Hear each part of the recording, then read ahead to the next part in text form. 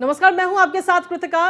News one India देख रहे हैं आप और मैं हूं आपके साथ कृतिका। और 6 बजे की 6 बड़ी खबरों की शुरुआत करेंगे और सबसे पहले आपको रूबरू कराएंगे उन तमाम खबरों से जो आज दिन भर चर्चा में रही। जहां पहली खबर है नए संसद भवन से जुड़ी हुई, जहां संसद का उद्घाटन या शक्ति प्रदर्शनी से माना जाए, क्योंकि संसद भवन के उद्घाटन को लेकर लगातार तमाम विपक्षी दल इस वक्त एकजुट होते हुए नजर आ रहे हैं।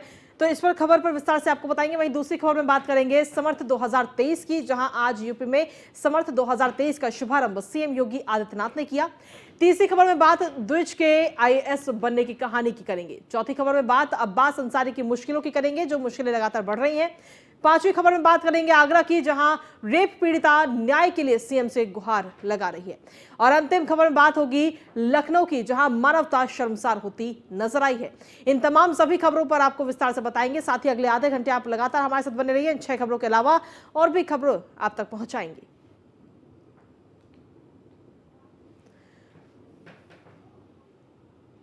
तो चलिए 6 बजे की बुलेटिन की शुरुआत करते हैं। नई संसद के उद्घाटन विवाद में विपक्ष कहीं ना कहीं इस वक्त बढ़ता हुआ नजर आ रहा है। दरअसल नई संसद के उद्घाटन के समर्थन में बहुजन समाज पार्टी नए संसद भवन का बसपा स्वागत करती है, ऐसा कहना है मायावती की तरफ से, क्योंकि मायावती ने सीधे तौर पर कह दिया है कि हम इसका स्वागत करते हैं। मायावती का कहना है कि राजनीति से ऊपर उठकर जनहित का समर्थन होना चाहिए। नई संसद के उद्घाटन का बहिष्कार अनुचित है, जो तमाम पार्टियां इस वक्त कर रही हैं।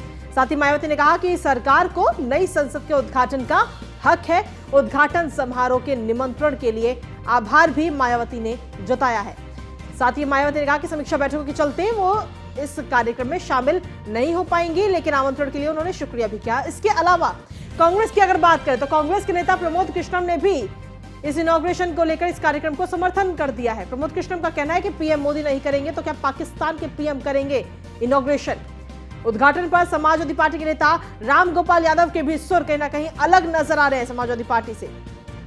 तो ऐसे में विपक्षी कहीं ना कहीं फिलहाल बढ़ता हुआ नजर आ रहा है। विपक्ष में अलग अलग गुट नजर आ रहे हैं। जिस तरीके से कांग्रेस की तरफ से लगातार ये कहा जा रहा है कि इनॉग्रेशन जो है वो राष्ट्रपति द्रौपदी मुर्मू के हाथों होना चाहिए, ना कि प्रधानमंत्री के हाथों। तो ऐसे में कांग्रेस के बड़े नेता प्रमोद कृष्णम ने साफ कर दिया कि ऐसा नहीं है, इनॉग्रेशन जो है वो प्रधानमंत्री के हाथों ही होना चाहिए। अब अपने देश के प्रधानमंत्री नहीं करेंगे तो क्या पाकिस्तान के पीएम आके इनॉग्रेशन करेंगे। तो जिस तरीके से देखा जाए तो बहुजन समाज पार्टी कहीं ना कहीं सपोर्ट में अब नजर आ रही है।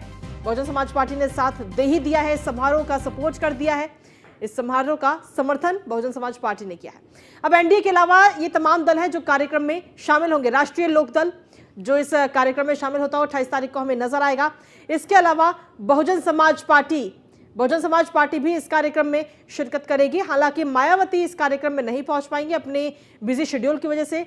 टीडीपी वो भी इस पूरे कार्यक्रम का सपोर्ट कर रही है। प्रधानमंत्री इनॉग्रेशन करेंगे इस पूरे कार्यक्रम का और संसद का। इसके अलावा वाईएसआर कांग्रेस भी इस कार्यक्रम में शामिल होती हुई नजर आएगी। वहीं आपको बता दें कि अकाली दल की तरफ से भी साथ दिया गया है। तो एनडीए के अलावा ये तमाम वो दल जिन्होंने सपोर्ट किया है इस पूरे कार्यक्रम को लेकर, इस पूरे कार्यक्रम का समर्थन किया है। और अगली खबर लखनऊ से है, जहां पर नई संसद को लेकर सीएम योगी आदित्यनाथ का भी बयान सामने आया। उन्होंने कहा कि विपक्ष के बहिष्कार पर सीएम योगी आदित्यनाथ ने यह सीधा जवाब दिया है कि 28 मई की तारीख इतिहास में दर्ज होने जा रही है। नई संसद का उद्घाटन ऐतिहासिक अवसर है। विपक्ष गैर जिम्मेदार बयानबाजी कर रहा है। विपक्ष लोकतंत्र का अपमान कर रहा है। विपक्ष को भी उद्घाटन में आना चाहिए। गौरवशाली दिन का अपमान कर रहा है इस वक्त विपक्ष, ऐसा कहना है मुख्यमंत्री योगी आदित्यनाथ का। देश ऐसी बयानबाजी को स्वीकार नहीं करेगा। विपक्ष लोकतंत्र को कमजोर कर रहा है। पहले के प्रधानमंत्री भी ऐसे उद्घाटन कर चुके हैं। तो सीधे तौर पर मुख्यमंत्री योगी आदित्यनाथ ने उन तमाम विपक्षी दलों को सीधे तौर पर यह जवाब दिया है जो इस पूरे कार्यक्रम का बहिष्कार कर रहे हैं।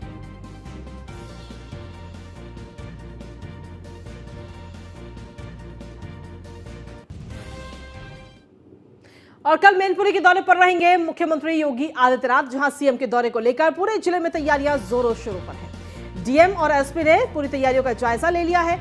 माधवराव सिंधिया की मूर्ति का अनावरण मुख्यमंत्री योगी आदित्यनाथ कल करते हुए नजर आएंगे। वहीं कैबिनेट मंत्री ज्योतिरादित्य सिंधिया भी इस कार्यक्रम में मौजूद रहेंगे। अनावरण के बाद जनसभा को भी संबोधित करते हुए मुख्यमंत्री योगी आदित्यनाथ कल नजर आएंगे।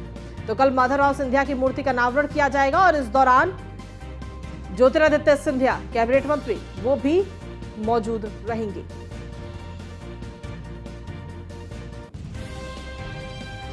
तो नावड़ के बाद में जनसभा को भी संबोधित करते हुए मुख्यमंत्री योगी आदित्यनाथ कल नजर आएंगे। तैयारियां वहां पर लगभग पूरी कर ली गई है। डीएम और एसपी ने वहां कार्यक्रम स्थल पर पहुंचकर पूरा निरीक्षण भी इस कार्यक्रम का करते हुए नजर आए। सीएम के दौरे को लेकर जिले में तैयारियां जोरों शोरों पर हैं। डीएम और एसपी ने तैयारियों का पूरा जायजा लिया है। उसकी ये तस्वीर भी आपको दिखा रहे। तो कल मुख्यमंत्री योगी आदित्यनाथ का दौरा है मैनपुरी का, जहां पर माधवराव सिंधिया की मूर्ति का अनावरण करते हुए मुख्यमंत्री नजर आएंगे।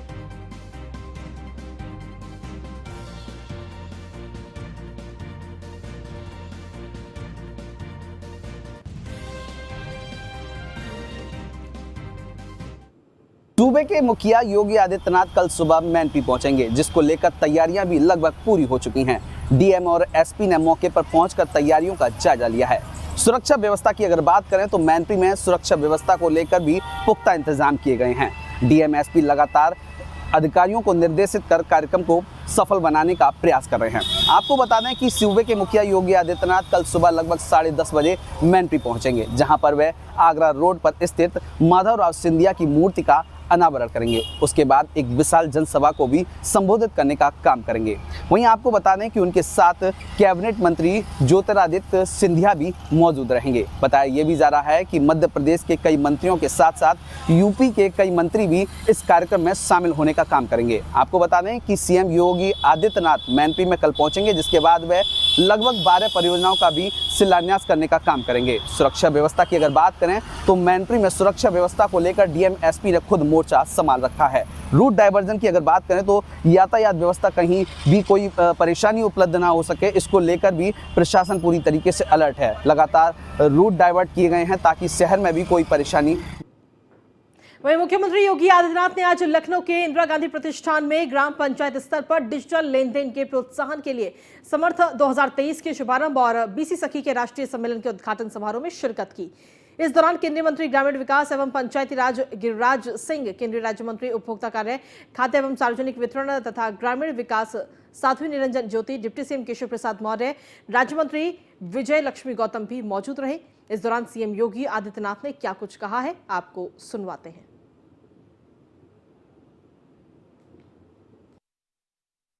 उत्तर प्रदेश के अंदर आज के दिन पर लगभग 56,000 ग्राम पंचायतें हैं, जिनमें से 56,000 में बीसी सखी चयन की प्रक्रिया पहले ही पूरी की जा चुकी है। 51,000 के चयन के कार्यक्रम के साथ साथ उनकी ट्रेनिंग के कार्यक्रम को, और उनमें से बड़ी संख्या में 41,000 ने अपना कार्य भी प्रारंभ कर दिया है। ये उत्तर प्रदेश के अंदर है, और उसमें सबसे बड़ी बात यह है कि उत्तर प्रदेश के अंदर हमारी बीसी सखी ने अब तक 5,57,00,000 से अधिक ट्रांजैक्शन किया है। यानी 5,57,00,000 बुजुर्ग महिलाओं को, गांव के बुजुर्गों को, गांव की अन्य महिलाओं को, गांव के अन्य नागरिकों को 5,57,00,000 बार बैंक जाने से बचा, उनको वहां जाने में उनकी बचत हुई है। इसमें से बहुत सारी बीसी सखी ने जो ने 75,000 रुपए डिजिटल पेमेंट के लिए जो बायोमेट्रिक सिस्टम उन्हें उपलब्ध करवाया गया था, उससे लिए गए लोन की भरपाई वे लोग कर चुके हैं। उत्तर प्रदेश के पूर्व परिवहन मंत्री अशोक कटारिया ने सत्संग और भंडारे का आयोजन कराया, जिसमें उत्तराखंड के मुख्यमंत्री पुष्कर सिंह धामी और उत्तर प्रदेश के डिप्टी सीएम केशव प्रसाद मौर्य ने शिरकत की। सुरक्षा के लिहाज से पुलिस प्रशासन ने कड़े बंदोबस्त किए थे। बिजनौर शहर के चारों तरफ पुलिस बैरिकेडिंग लगाकर पैनी नजर रखी गई। यूपी के deputy CM Keshav Prasad Maurya police line में बने हेलीपैड पर हेलीकॉप्टर से उतरकर सीधे बिजनौर के भाजपा दफ्तर पहुंचे, जहां पर उन्होंने बीजेपी के वरिष्ठ नेताओं से मुलाकात कर साल 2024 में लोकसभा चुनाव को लेकर जीत का मंत्र दिया। पार्टी दफ्तर से सीधे केशव प्रसाद मौर्य बिजनौर कलेक्ट्रेट में बनी महात्मा वितुर सभागार पहुंचे, जहां पर प्रशासन के अफसरों से मुलाकात कर सीधे मीडिया से मुखातिब हुए। डिप्टी सीएम ने केंद्र और प्रदेश सरकार की पीएम आवास योजना समेत विभिन्न योजनाओं की बिंदुवार विस्तार की से समीक्षा की।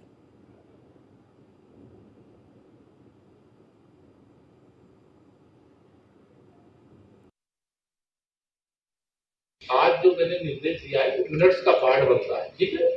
और मिनट्स का पार्ट बनने का मतलब है कि जो जिला स्तर से समस्या हल हो सकती है, जिले के सभी अधिकारी बैठ करके उसको हल करने का काम करेंगे, और जो शासन से संबंधित है उसको शासन को प्रेषित करने का काम करेंगे। मैंने इसीलिए कहा है कि अगली बार जब मैं आऊँगा तो साग बुजुर्ग घर खाए भगवान खाए, तब लोग चल करके आप लोगों को साथ खिलाएंगे। तो संस्थान का जितना भी जीर्णोद्धार हो सकता है करने में सरकार की ओर से कमी नहीं रहेगी। आज के मिनट्स में उसको डाल करके भेज दीजिएगा, जिससे जल्दी जब हम आएंगे तो उस समय तक अगर शासन से संबंधित कोई वहाँ पर काम होता होगा तो उसको परसों कर दीजिए, कोई समस्या हो मुझे बताइए।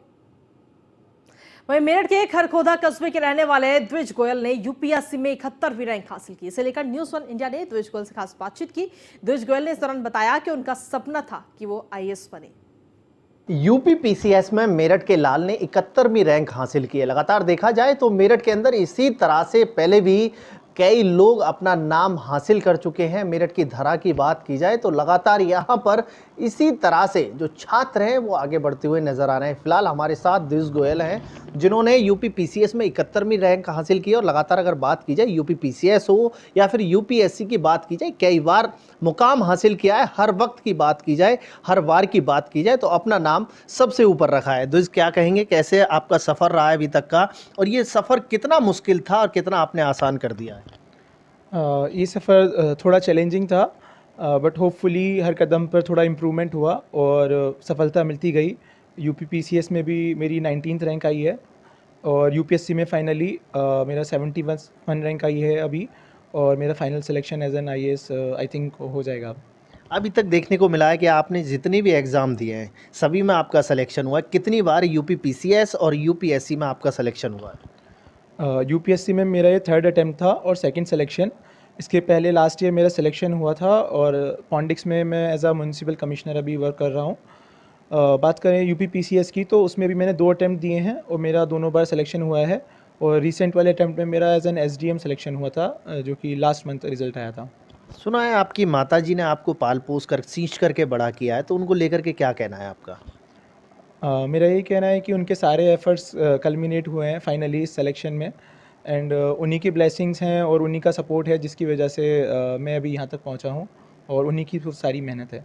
जो छात्र तैयारी कर रहे हैं उनके लिए कितना चुनौती भरा ये सफ़र रहता है? किस तरह से इस सफ़र में वो अपने को मेंटेन करके रखें, किस तरह से इस सफ़र की जो तैयारियां हैं उनको तेज़ी से करें? सफ़र थोड़ा चैलेंजिंग होता है, जैसे मैंने कहा थोड़ा चैलेंजेस आते हैं, फाइनेंशियल चैलेंजेस भी आ सकते हैं, इमोशनल चैलेंजेस होते हैं। आपकी सोशल लाइफ ख़त्म हो जाती है, आप सोशल लाइफ से डिफरेंट अलग रह के खुद प्रिपेयर करते हैं। तो मुझे लगता है कि एस्पिरेंट्स को जो आने वाले हैं उनको भी यही सलाह देता हूँ मैं कि थोड़ा सा बैलेंस मेंटेन करके चलें पर्सनल लाइफ का भी, और उस एग्ज़ाम को भी पूरा समय दें और एस करें इस एग्ज़ाम को।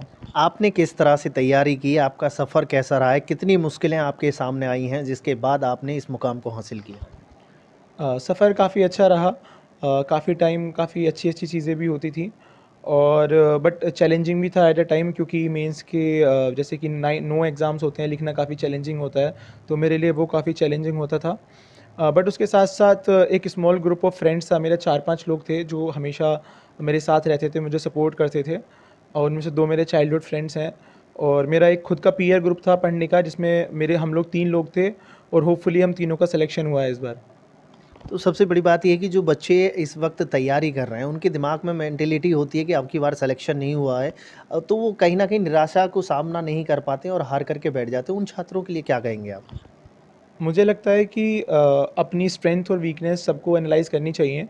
तो उन स्टूडेंट्स को मैं यही बोलूँगा कि आप अपनी स्ट्रेंथ और अपनी वीकनेस आइडेंटिफाई कीजिए। अगर आपको लगता है कि आप मेंटली, फिज़िकली और फाइनेंशियली सपोर्ट कर सकते हैं तो एक अटेम्प्ट फिर से दीजिए और खुद को आजमाइए, खुद को इम्प्रूव कीजिए। अगर लगता है कि नहीं कर सकते हैं देन सोशल सर्विस के या आप जिस भी गोल से मोटिव से आ रहे हैं सिविल सर्विसेज में, उसके और ऑप्शंस भी हैं, आप वो लेटरल एंट्री के थ्रू भी आ सकते हैं।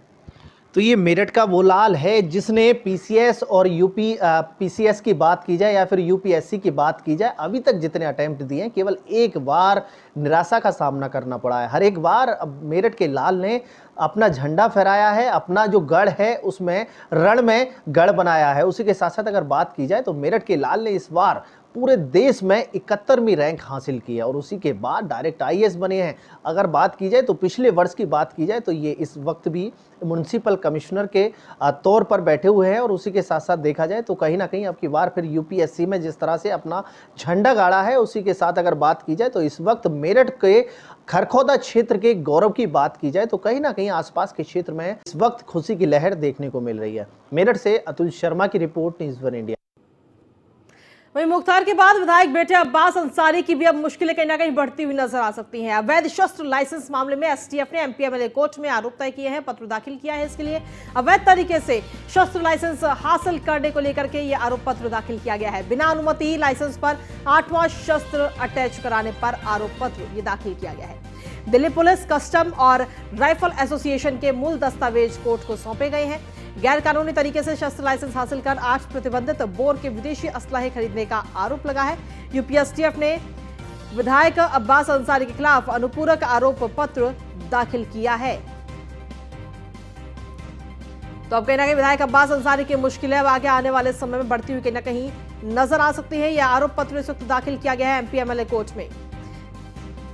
एसटीएफ ने यह आरोप पत्र दाखिल किया है।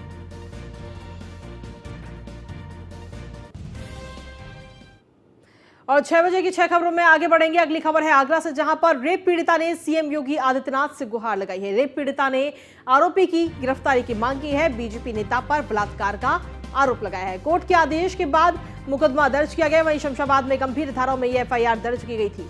एफआईआर के बाद भी आरोपी की गिरफ्तारी नहीं हुई। थाना शमशाबाद क्षेत्र के एक गांव का यह पूरा मामला इस वक्त सामने आया। ऐसे में सवाल यही है कि आखिर रेप पीड़िता को इंसाफ कब मिलेगा।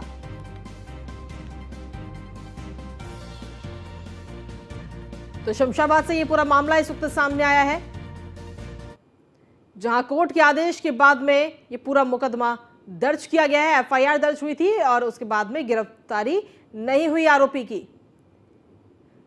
और अब सवाल यही कि आखिर रेप पीड़िता को इंसाफ कब मिलेगा। आगरा की तस्वीर आपको दिखा रहे हैं, जहां पर रेप पीड़िता ने सीएम योगी आदित्यनाथ से गुहार लगाई है, इंसाफ मांगा है। भाजपा नेता पर बलात्कार का यह आरोप है। एफआईआर दर्ज की जा चुकी है। अब पहले भी भाजपा नेता पर एक महिला ने रेप का आरोप लगाया था। पुरानी गई थी, उधर से 4:30 बजे पैदल पैदल आ रही थी रोड पे। प्रकाश गार्डन के जोर है अरिंद की गाड़ी खड़ी थी। अरिंद ने बोला मेरे से, तो के कहाँ जा रही हो? तो मैंने अपने घर जा रही हूँ।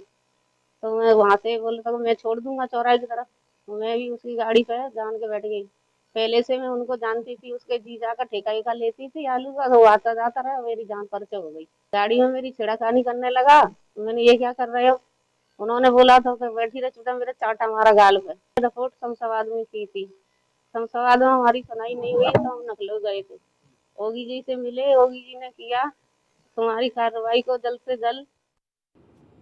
और इसी पर अधिक जानकारी देने के लिए संवाददाता संदीप शर्मा हमारे साथ जुड़ गए फोन लाइन पर। संदीप, क्या कुछ ताजा अपडेट है इस पूरे मामले में?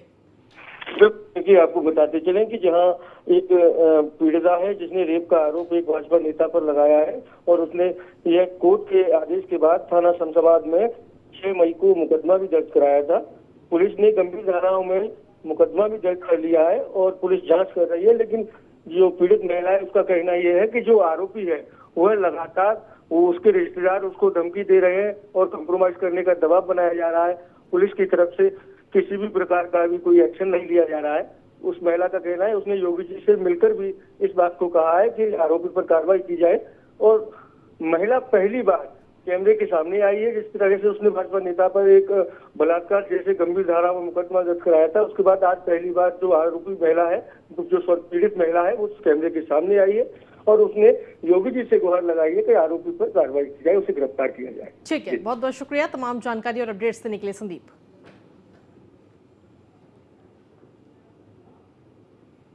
और खबरों का सिलसिला न्यूज़ इंडिया पर यूं ही लगातार जारी। फिलहाल 6 बजे की 6 खबरों में इतना ही। नमस्कार।